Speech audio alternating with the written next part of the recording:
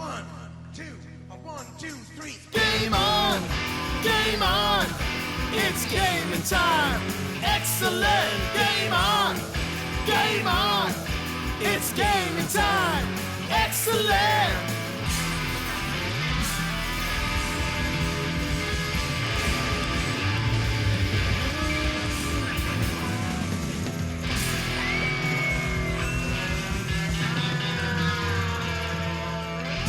Welcome to another Content Creator Series chat. Joining me today, the Warship. Raw! I feel like I should be running in with a championship belt or something like that, mate. Welcome. Mate, speaking of, the chat gave me one of those. I Get might as well out. grab that. Huh? Look at Yeah, that. They sent me one. They sent me one. What? Your chat sent you that? They did. They sent me that. So, God, how good are gaming communities, eh? unbelievable. Honestly, coming from wrestling to here, it's been such a different thing. Like, Well- completely different. Warship, welcome. Welcome to Game on Australia. Thanks for your time today. And let's talk about that. I mean, there is so much to talk about. In fact, just off stream a moment ago before we fired everything up and hit record, you mentioned you're a little bit smoked out. And I can relate because I live in Perth also. I'd found this out. We're both Perth blokes, and yeah, mate, I think it's slowly sort of dissipating and disappearing because we had burn-offs and stuff, but, you know, we're going to have rain and storms bedding in later on tonight instead, so you can't bloody win. Oh, it's good for me because I'm because now I'm in the gaming world, I'm pretty much a hermit. I don't check the news anyway, so I had no idea what was happening. I went outside and I was like, oh wow, it's smoke everywhere. Am I dying? And I had no idea what was happening. And it wasn't until my chat, I actually asked my chat, and then someone from the UK said, oh yeah, Perth's having burn-offs today. I'm like, okay, cool. I had no idea. Someone from the UK said. Yeah. It took having to go to another country to find out what was happening in your own backyard. I did. Yeah. I get that. I totally get that. Mate, how are you? Yeah, real good. Real good. Super pumped. Been a hell of a 10 months. Like super happy with everything and how it's been. It's incredible, huh? Like the whole space, everything about Twitch and content creation and everything is mind-blowingly different to what I did with wrestling. I can imagine. Completely different.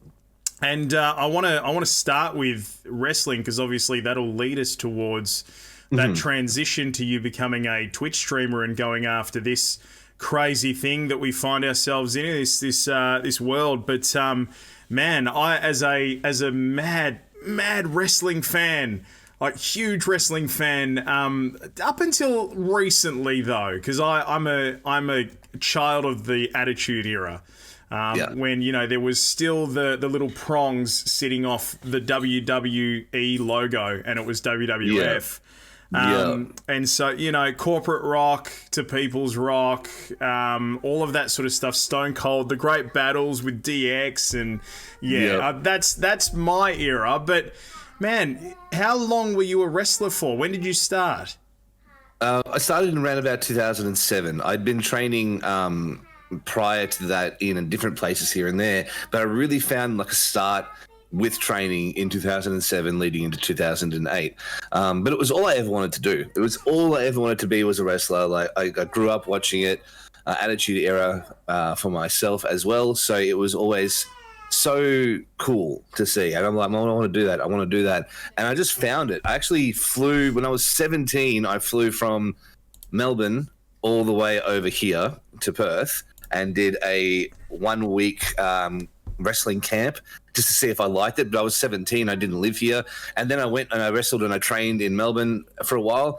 But then eventually, later on in life, when we moved over to Perth, I started to wrestle for the same company that I first went to like all those years ago. What was the company?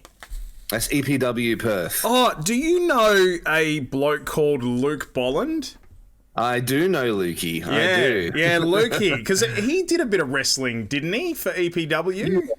So he was like, he's kind of like an announcer / commentator / personality, kind of like a heel manager kind of guy. I think he had a couple of like, you know, the manager matches, those kind of matches where like a manager gets beat up for 5 minutes by the good guy. He's like he was the pallbearer of the EPW. Yeah, very easy to hate. Yeah, well, just to sort of give people an understanding, I'm a radio bloke, and when I first started my career 17 years ago, he'd just gotten the breakfast show on the radio station that I was on, which was 92.9. So that's how I know Lukey, and I've been sort of, on and off following his career. He's a comedian and stuff now as well. But EPW. So like how long were you a part of EPW for? So when we moved over here about 11 years ago, I kind of just wrestled around. I started training at EPW pretty much straight away. And then about maybe 4 years after I got here, I decided to really get on the shows with them. So yeah, I probably had a good 7 year run with EPW. So that's considered to be the top of Australian wrestling. Is that right? So, even though it's a Perth-based organisation. Yeah, it's really, really good quality. Like the quality of the shows is immeasurable. I have to send you a link to it later, just so you can see. Like the shows are just top to bottom. The quality of them, from the photography to the film to the entrance music to the smoke and fireworks, and the crowd is always big, and it's everything. It's wrestling like America, except here. Okay. That's what you want. So how far off from, because obviously the majority of people who'd be watching this or listening to this as a podcast, their go-to would be things like WCW, WWE, or WWF at the time, all of that sort of stuff. So how far off is ECW versus your standard sort of WWE night? Well, it's funny because even though it was a bit of a faux pas, they almost caught it correctly, because I would say the EPW is kind of from a crowd point of view and the rowdiness and entertainment point of view, fairly similar to ECW, the American hardcore brand, from the old days with all the RVD and Sabu and all those guys. It's kind of more like that. I would say that it's like watching the WWF or the E, except instead of there being 10,000 people in the audience, there's between sort of 4 and 1,000 people in the audience. Yeah, okay. So the 400 to 1,000 is kind of an average number for shows. There's no real difference between the quality. Everyone's got a physique or they've got a character. It doesn't look like a backyard thing, So that's kind of the important thing. We just never had the audience for it as far as the national exposure. Otherwise, it would be the same thing here. So, well, it's going to be a bit different when you're talking 400 million people in North America versus 20 odd million here across the country in Australia. It's something that esports is another field that I work in, and that's the ever green comparison that people are trying to make businesses here in Australia work when it comes to entertainment, but it's a long way off from America just by sheer volume of audience. But, you still, go after it and all that sort of stuff. And I as I've mentioned, if people are just tuning into this, this is going to turn into a chat about how you went from wrestling to what it is that you're doing now and how you're actually amalgamating the two, because that's the interesting stuff. But there's one thing I've never been able to actually ask a wrestler, because you're the first wrestler I've ever properly spoken to. But you know it, I know it. The whole wrestling is fake thing. But the argument I always say to people is that, well, yeah, like they probably know who's going to win, but come on, you can't fake jumping from the top of the turnbuckle, sailing through the air and landing an elbow drop on somebody's chest. Like, you can't fake that. This is the thing with wrestling. Is sure, all right. We know the secret. Everyone knows the secret about wrestling is that the question I get asked 100% every single time I talk to anybody about wrestling is wrestling real? And what I kind of do is I say, well, first of all, I had a match a few years ago where I took a move on the apron of the ring, which is the outside part that is quite hard and painful, and it took this finger on my index finger here, and it broke it here. And like that way. So I didn't break it like in half, it broke it like that. Yeah, okay. Like, so, and like that, so that now my finger only closes 60% now. I look at that and I'm like, okay, there's that. And then I go, and also here, there's a scar here. I broke that wrestling as well. Hitting someone with a spear through a table, and then the table caught me, and then it broke that too. In both of these examples, they happened sort of in the start of the match. I still wrestled the full duration of the match. This finger one happened 6 minutes into a 22-minute match. So, wow. So it's like, it's not like, oh yeah, he's wrestling fake. Look, it is the most physically demanding thing I've ever done. 6 feet off the turnbuckle to the ground is still 6 feet. I'm 6'2", right? So when I'm standing on the top turnbuckle, it's round about 10, maybe 11 feet in the air that I'm in before I jump from my head. Yeah. You know, so like that's still 11 to 12 feet in the air that I'm falling, you know, so there's no way to fake that. It's not a trampoline like people think it is. It's actually pretty hard. And then obviously the best one is my neck, because my neck exploded. You know, my neck is. I'm sorry, what? Well, that's the reason why I'm here and not wrestling still, is that I was walking to the shops to get a trolley, and as I reached my hand out, my arm stopped working. And then my other arm stopped working. And then I went to the doctor and I'm like, hey, what's up? How come I can't move? And he's like, oh, your neck is super broken. It has been for a while. Wow. Years and years of wrestling have destroyed it. And yeah, that's it. Okay. And I'm like, okay. Hold on to this, because this. I don't want to get too deep into this, because I'm almost done with. I'm almost done with the questions I've got for you about the wrestling stuff. Almost, and then we'll move to there. Because obviously there's your catalyst, and I'm looking forward to hearing more about that. Were you called the Warship when you were a wrestler? Is that so? You've kept the same name across as your gaming name and your streaming name and stuff. Where'd the Warship come from? It was something that we had played with when I was coming up in the training section there. So originally I had it was a nickname that I sort of had during the younger years as well, just amongst friends. I don't even remember where it came from. I think it might have come from a video game, funnily enough.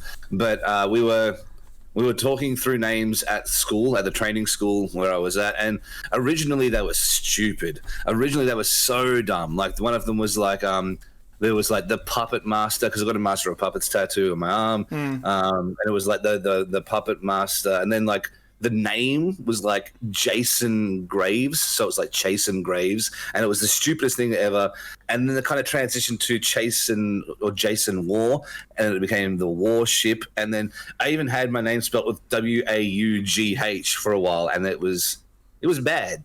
But you do that when you first got to figure out what you do. It's bad. As in the wars, as in the cricketers. Like Mark Moore and Steve. Yeah, for sure. Yeah.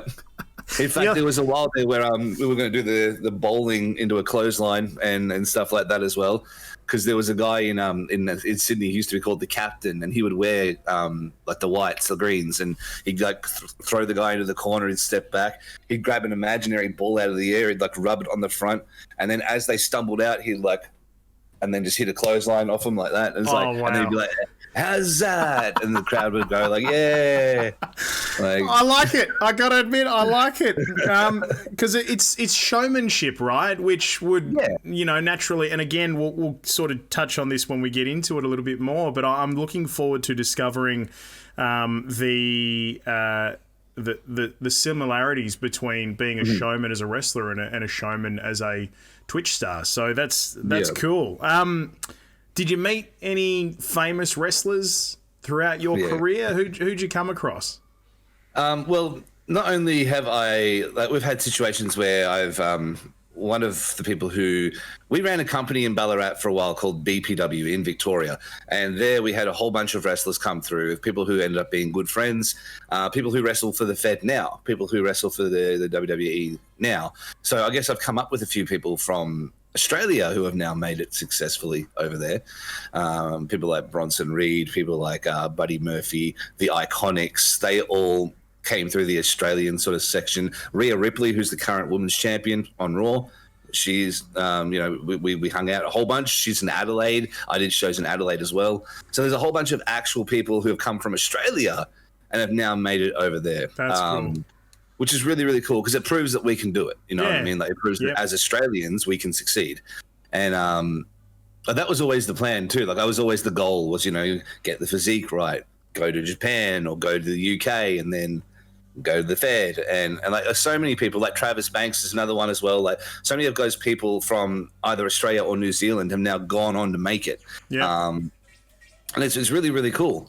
For me, meeting proper like people from over there, like people like John Cena, R-Truth, a bunch of like those sort of, yeah, I couldn't see him, obviously. He was missing the whole time, but someone told me he was there. Great. But yeah, we've had our fair share. Plus, I've been on shows with guys as well, like guys like Billy Kidman and like Masato Tanaka, and like who have come over to wrestle over here, and then I've just happened to be on the same show. Yeah. Like guys like Raven as well. There's another one who was here.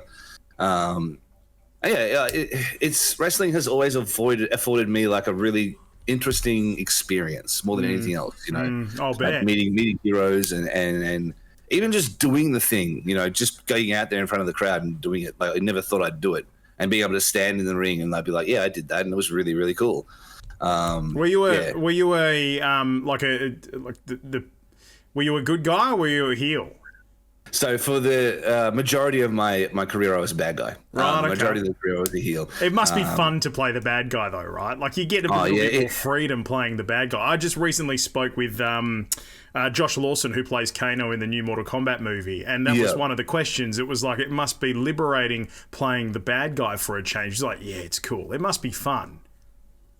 It's really good, and it's not even the big interactions, the overarching interactions. It's the little interactions where, like, you'll walk up to someone, like a kid or something, and the dad will be booing at you, and it'll be under your breath, like, you know, comments under your breath at the dad or at the kid, and like, hey, your kid's ugly, and then like he boos, but then when he boos, so does the two people behind him, and then the three people behind him don't even know why they're booing, and they're booing as well, and all of a sudden the whole crowd is booing. And then you do it to the next person, you know, like, so like, and it's all for fun, like, you know, you don't even say it to the kid, you say it to the adult, and then after the show, even as a bad guy, after the show, you get people coming up and asking for autographs and, you know, wanting to get that kind of personal like photo experience and everything. And you know, depending on how deep I was in the character at the time, it would either be like a yeah, of course, or no, the kid's ugly, and walk off. You know, like depending on how deep the character shows we were at. Because I was a bad guy, but I was kind of like a bad guy that people liked to boo. Yeah, right. Okay. Yeah. I hear you. Yeah. So when we eventually became good guys, it was totally different. The crowd exploded because they wanted to cheer. You know. Yeah. Well, I still, like I said at the top of this, you know, remember that classic moment where The Rock, who was, you know, the people's champ for a while, and he turned heel and joined the corporation, and they were all standing in the ring and he was holding the chair. And I was sitting in my mate's living room at the time, and he turned and he smacked, I think it was Shane McMahon. He smacked him with the chair, and we erupted. And it was all we were talking about for the next month, mate. And it's still stuck in my head. Seeing one of your favourites who you love to boo, seeing them become a champion and a person of the people is far and above the most elating feeling as a fan watching. Yeah. That's the kind of feeling we love to give. And we like to give it the opposite way as well. Like, it's just as incredible to do from our side to do the other way around. Like, we had a whole thing when I first came to EPW. There's a guy there by the name of Davis Storm. He's like the godfather. He's the man. Like, he's the guy who pretty much created the wrestling here, the scene. He's really, really, really good as well.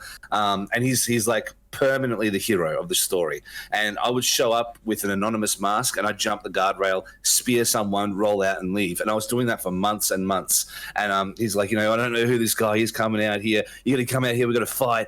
And then I came out, and for the next couple of months, every time I would interfere in his matches, somehow something would happen, and I'd end up spearing his opponent. So, like, he'd leapfrog over me, and I'd spear his opponent, roll out. Or, like, I'd hit his mate, and he'd be too late to save him, and then I'd stare him down, then I'd leave. And eventually, one of the other guys on the roster was like asking questions. He's like, who's this guy? There must be someone letting Warship in. Why is he always coming in and doing stuff? It's you, isn't it, Davis Storm? It's you. You're the bad guy. And he's like, no, man, no, it's not me. I love EPW. Of course not. And then it all led to this big powder keg where it was like at one show, Three guys came out to kind of grill Dave about it, and they get in the ring and they're like, "We know it's you. It's got to be you. It's no one else. How come you keep winning matches?" And he's, it's just magical that Shippy just manages to hit the people instead of you. And he's like, "It's not me. It's not me." And then my music hit, and from the other side of the ring, me and another guy slid behind Dave Storm, and he turned around. He's like, "Oh no, no, no!" And then everyone's getting ready to fight us, and then Dave just stops. He turns around and faces the other guys, and he just smile on his face. And there's that calm realization that everyone's like, "Oh, they were right. They were actually right." But they stopped believing they were right. And then that moment we just beat them all. God. That's so good. Love it. That's that moment. Yeah, you love that. You live for that. So, just quickly, hardest match you've ever wrestled in? Would it be like have you ever done hardcore matches? Did you do ladder matches? Did you do, like what are you doing? What are you falling on? What are you being hit by? Like all that stuff. We had a match called a Riot Den match at EPW, and that one is essentially a cage match, except instead of a cage, we have a cage, but the Riot Den was different. So what the Riot Den was, it was the cages that you get put up with the concrete blocks around construction sites. The ones that they stick into things. They're that around the ring. So it's like there's a space between the ring and the cage, and it's like they're not very high, but you can't get out of them. And in that, you just put all the weapons in there. So there's like thumbtacks and barbed wire and all that kind of stuff. And it was like thumbtacks and barbed wire. Thumbtacks suck. I'll give you the tip. Thumbtacks, overall, they don't hurt. If you land in thumbtacks, 10,000 thumbtacks, it hurts a little bit, but the pain goes instantly. What hurts is when you break fall in the thumbtacks and you get thumbtacks in like here, or like in like the tip of your thumb, like on here, or like in the ditch of the elbow. Those kind of places. That's where thumbtacks suck. Oh God. And then pulling them out the next day. Later in the night. That's the worst. But yeah, that was a full-on match, and I think one of the finishes for that match was the night that I took like a double team move through a table that had thumbtacks face first on it. So as I went through face first, it was thumbtacks everywhere, and then I ended up with like all over my face and on my arm and all that kind of stuff. That was bad, but the single worst thing I think was the chicken skewers. So a big pack of chicken skewers, like the wood ones. Yeah. They take the pack off, and what they do, they essentially they grab them, they put them on your head like this, and then they go like that, and then they let go. And when they let go, you stand there, and all of a sudden, it kind of like folds out, like hanging out of your head. You start to bleed everywhere, and there's like, it's a visual effect more than anything else. But it is, it's scary when it first happens because you're like, is it going to kill me? Am I going to die? But it just goes to the surface level. Yeah. Just to even just to know that they're hanging there. Yeah, and that's the effect too. I had that happen in a match in Queensland, and I'm like showing the crowd, and the guy grabs me, and as he turns me, I screamed unicorn headbutt completely off the fly, and I just headbutt him like flat out in the shoulder, in the head with these on, and they exploded everywhere. I obviously missed going straight into him with them, like so that they would fly everywhere. But there was just this visual of me headbutting the guy. There's wood everywhere. We're both collapsing, blood everywhere. Like, that's nuts. Yeah. Did you ever have your chance to go to the US to try out for WWE? Funny thing is lots of the tryouts actually happen here. Every time they do like a big event here, like, like in Australia, the Undertaker tour or anything like that, they always bring the talent scouts here. And they always do them here. And the only time you ever go to America is if you've already had a tryout here and they want you to go for another one. I didn't go for a tryout at that particular time. And when I was going to go for the next one was pretty much when I got hurt. So we had been gearing up physically for a while to be in a position where I was really, really healthy and really, really good to go. And we were like, I would have been at like peak physical performance, like about a week before I got hurt. I had a few injuries here and there. Like when my hand broke, I was supposed to try out, couldn't do it. And my other hand, part of my hand broke. I was trying to as well, and I couldn't do it then either. And there were just a lot of variables along the way. And we had finally hit the point where I was like, it's just my time to do it. I'm in great shape. I've got a great character. I can wrestle so well at the moment. Like everything's going really well. And then probably like a week or 2 weeks later, it kind of all stopped.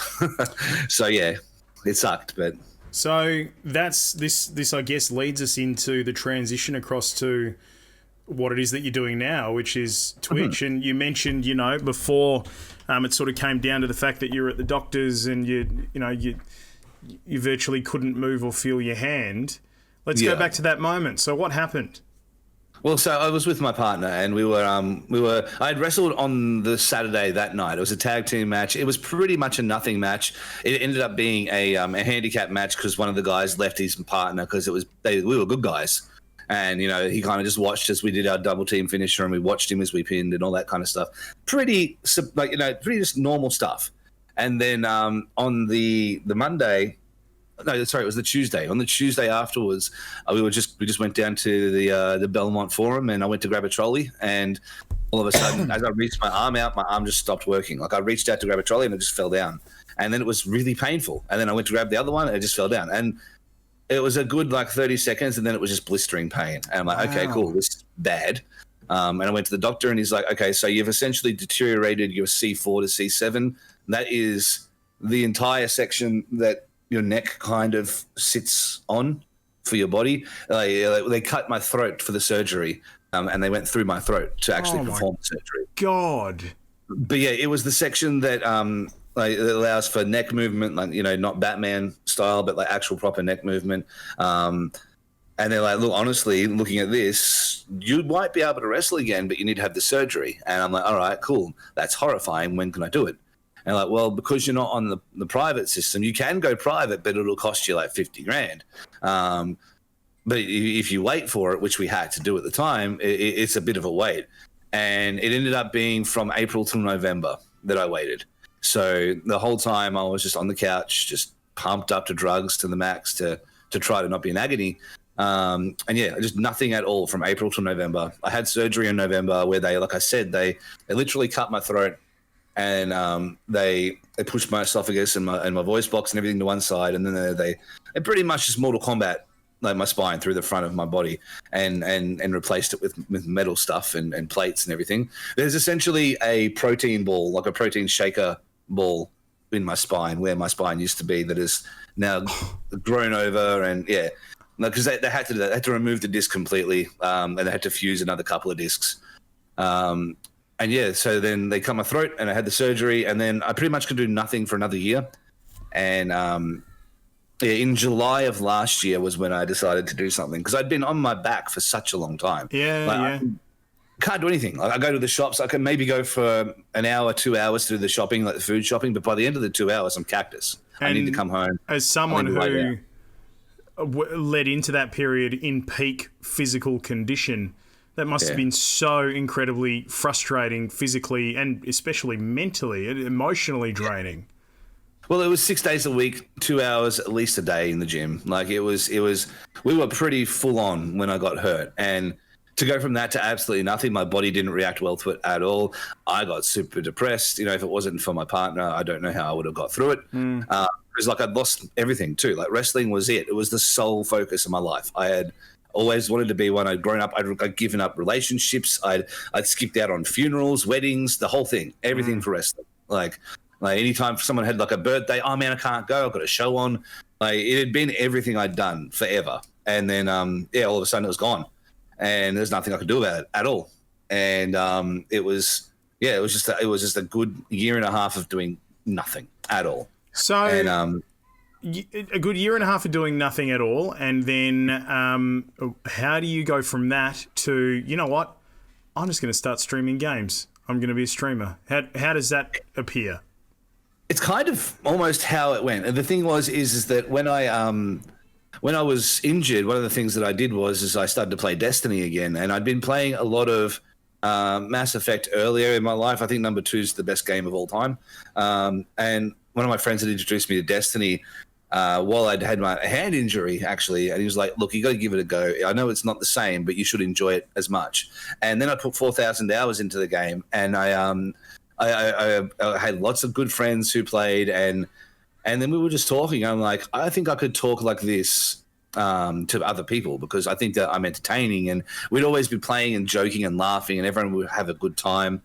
And I'm like, I think I could do that. Like, I can't do much. The thing is that I go to the shops, and after a couple of hours, I need to lay down. A 9-to-5 job is not it's not something that I think I'll be able to do, at least in the short term, maybe the long term, maybe forever. So I'm like, I need to find a way to do something with my time, because my professional energy is gone. There's nothing about me that says, hey, you need to get up and put a suit on, or, you need to go put some different shoes on, or you need to change underpants. Like that didn't exist, while I was hurt. And I needed something to fulfill that professional kind of feeling. And I'm like, well, how about we do this? So I spoke to my partner. I got a small loan from my dad at the time, because not being able to work for such a long time meant that our finances were pretty much gone by that point. Of course. So I got a couple of $1,000s off of him, and I got a very basic PC put together.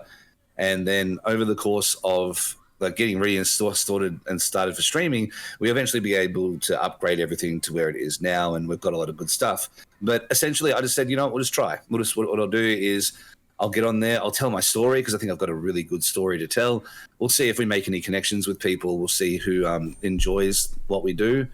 And maybe it'll give me a feeling like going to work again. Yeah. Maybe sitting down and turning on the computer will give me that kind of that 9-to-5 feeling a little bit. Even if it's just that and no one ever comes in, well, at least I'll be doing that, and it'll give me that feeling like I'm talking to someone and I'm having that communication. Because otherwise my partner's at work all day and it's just me sitting in my house doing nothing until... And I imagine that is a void in your life that needed to be filled, particularly, for most people, that's a void that needs to be filled. You can't just sit around doing nothing all day. But particularly as someone like yourself that had so much energy and get up and go, and to know what it is to have to be on all day when you're a showman, I get it. It is hard to replace that, so you have to do something. So, the only thing is, instead of you running into a ring and being surrounded by a yelling and screaming crowd, you're essentially replacing that with virtual silence, crowd-wise. Yeah. That's all coming through chat. So, how did you adapt to letting the crowd go and instead allowing that to come in through essentially what's a silent medium? That's probably the hardest question I think I've ever had, because what it does is it really hits to the bone of it, because that's something that is irreplaceable. Like, the crowd reaction and audience was everything. It wasn't about all the merchandise. It wasn't about the photos or the signatures or anything like that. It's that sound, that slow hum, that slow, anticipation sound that you're waiting for. I get it. I totally understand that, because I am the MC for the Fremantle Dockers Football Club, and on a game day when you're at Optus Stadium and there's between 40 and 60,000 people, and you open the mics and you yell something and they respond, that feeling just washes. I'm getting goosebumps talking about it now. It washes over you, and you can't replace that. That's an irreplaceable feeling, and to find something that does replace that is bloody hard. And it is. And the thing with streaming is, obviously, because it is a closed medium, it's a one-way kind of circuit, as far as I can't see what people are doing. I can't hear what people are doing. I can't even gauge their reactions.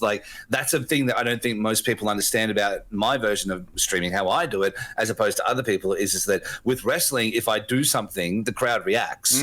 Whereas here, if I do something, there's a 5-second delay, and then maybe another 5 seconds later, someone will have typed something, and then I see the reaction there, but I don't actually feel that reaction until that time.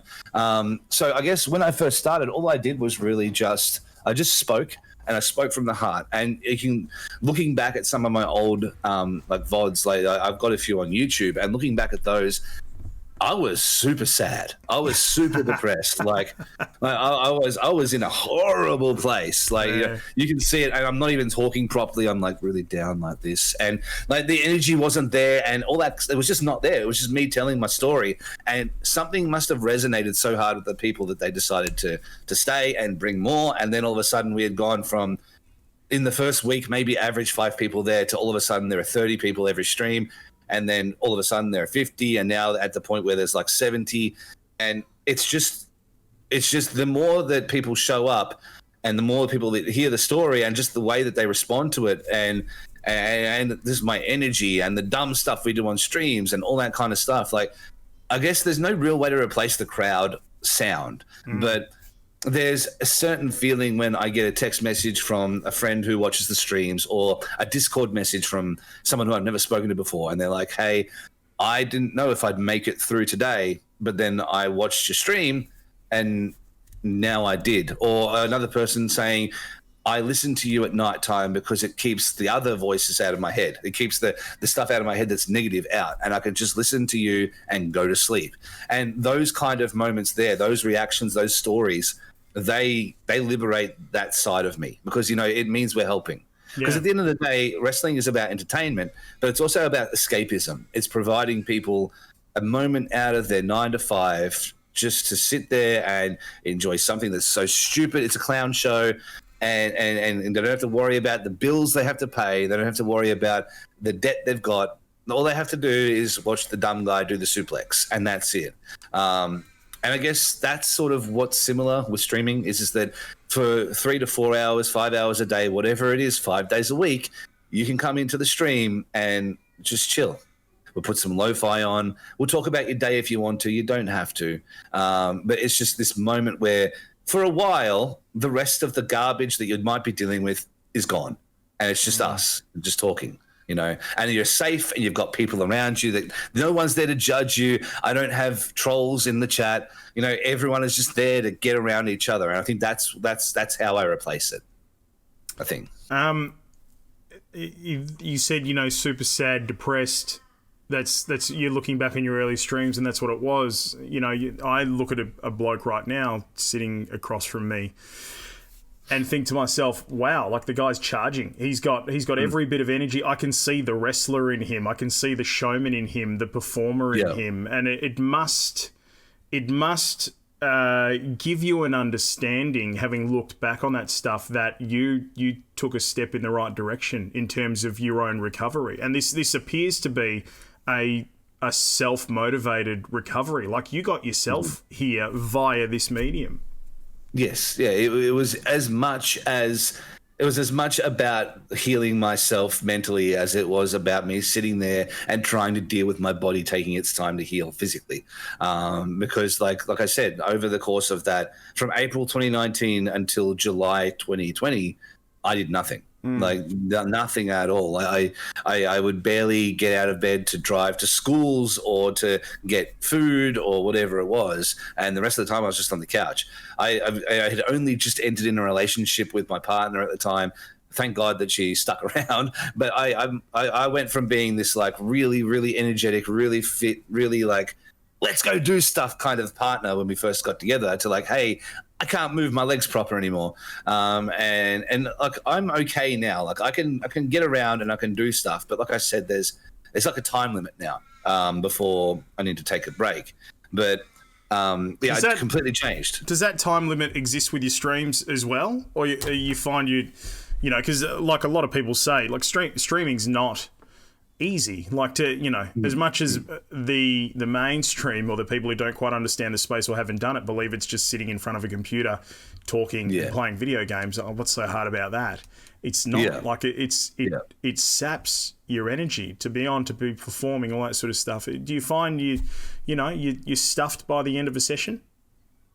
I find that by the end of the session, when we kind of hit like 5 hours at the moment is my maximum. I feel like I actually get pretty energized by the stream up until maybe like 3.5, 4 hours, because we constantly have new people coming in. I have this stupid thing where every time we get a raid, I put another hat on my head, and we have this stupid thing where, like, I end a day with, like, hats everywhere. That's great.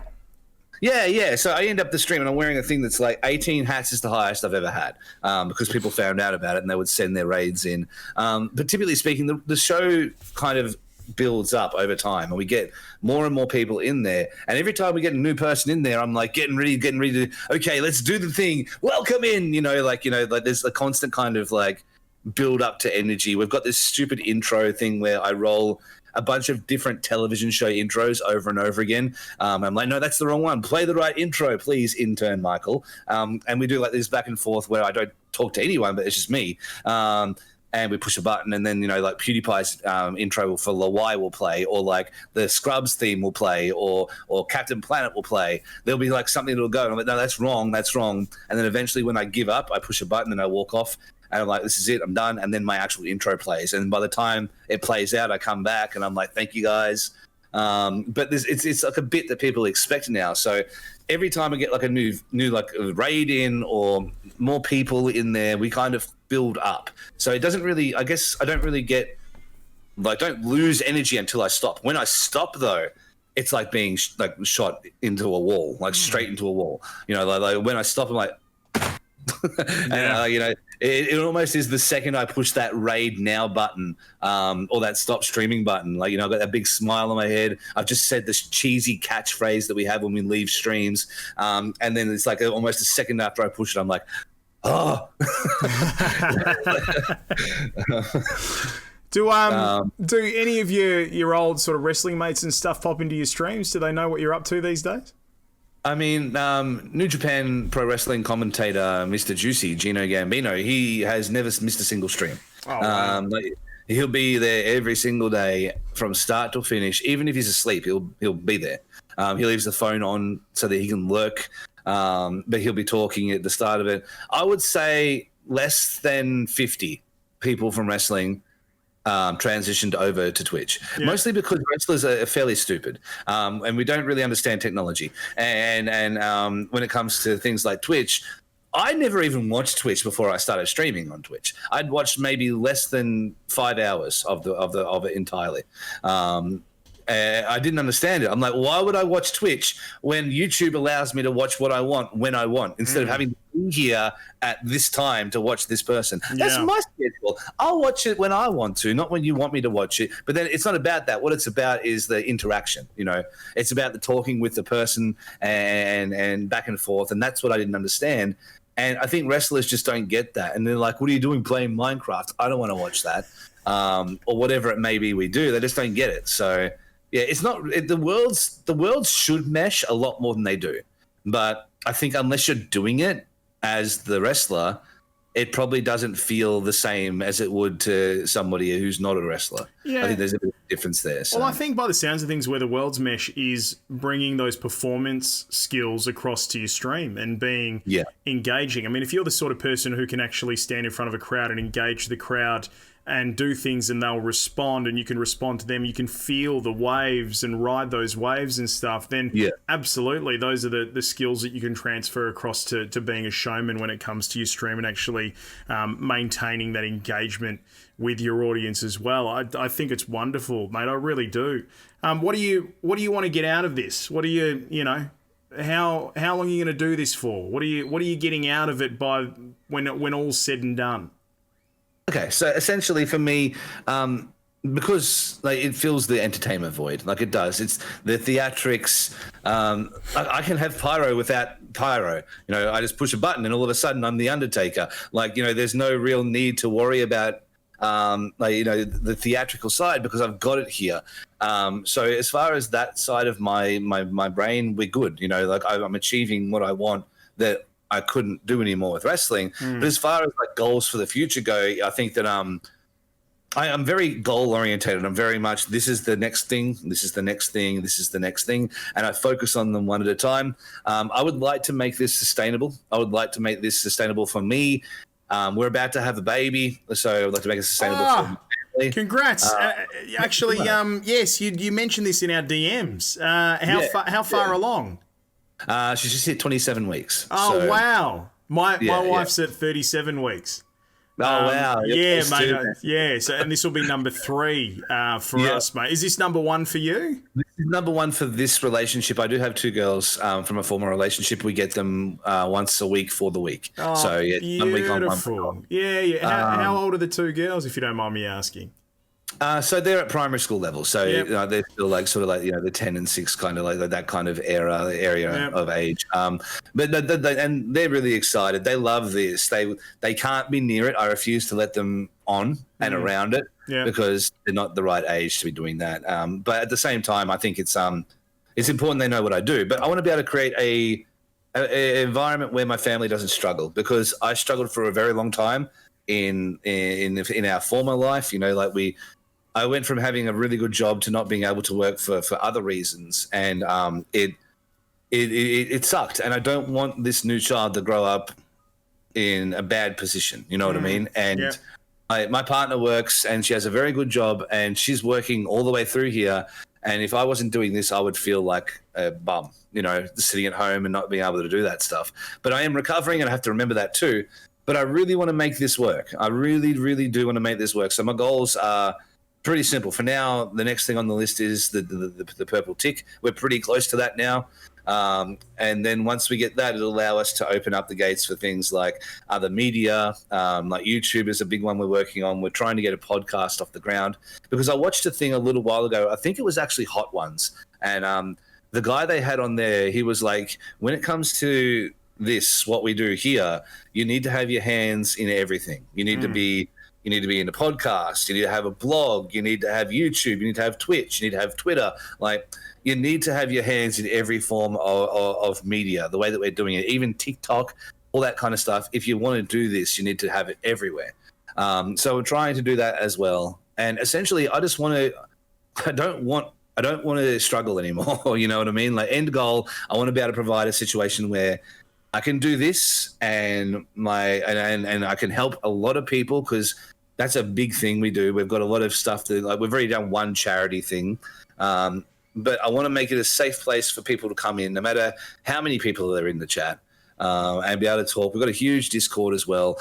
I just want to be able to provide a place that I can entertain, my family doesn't struggle, and everybody kind of gets the help they need. And that's the truth, is that I'm not here for money. I'm not here for clout. I just want to succeed at this. And I feel like for the first time in a long time, this is something that I can succeed at. You know, I think I have a platform to help a lot of people, and the more that we move along this little path, and the more like energy I get around me, the more people that come in, the more I can help other people. You know, like, we get times now in the stream where we get someone who comes in, they're like, hey, I'm brand new and I'm really trying to make it to Twitch affiliate. And I'm like, okay, guys, let's go. Let's do it. Everybody go like this person now. And it'll take them from like 3 followers to like 60. And they'll be like, oh, they're so happy. And that moment that they realize they've got there, like, that's awesome. I'd love to be able to replicate that on a grander scale. You know, I'd love to be able to provide stuff to people that I can't do now on a grander scale. You know, I'd love to be able to say, okay, so for this month, all of the subs will go towards this charity or this person or this thing. You know, like, I'd love to be able to do that. So, yeah, well, I guess that's sort of like the goal. Mate, you're on your way, that's for sure. Considering how far you've come in, 18 months or so. It's 10 months. 10 months. Real 10 months. Yeah. There you go. I mean, it's a credit to you. And you're certainly somebody who's so engaging to watch, and a lot to enjoy there. So, yeah, mate, I have no doubt that you're not too far off that sort of stuff, certainly. If people want to get around you, is it just the Warship anywhere? Almost. It's the Warship everywhere except for Twitter, where it is _Warship, unfortunately. Right. The only place I couldn't get it. But yeah, it is the Warship on Instagram, on Facebook, on everywhere. Twitch, YouTube, even TikTok is the Warship as well. So yeah, pretty much branding across the board. Obviously, always except for one place. I know you had the same issue in the conversation yesterday as well. It's always one place that you don't have it in. But Haughty Chicken, or on Instagram's Haughty Chicken Gaming, and it's just it is what it is, mate. That's exactly that's the reality of it. But look, this has been great. So enjoyable talking to you, mate, and I really appreciate your time. Good on you. No, thank you very much. I really appreciate it too. It's been wonderful. So they're really, really good.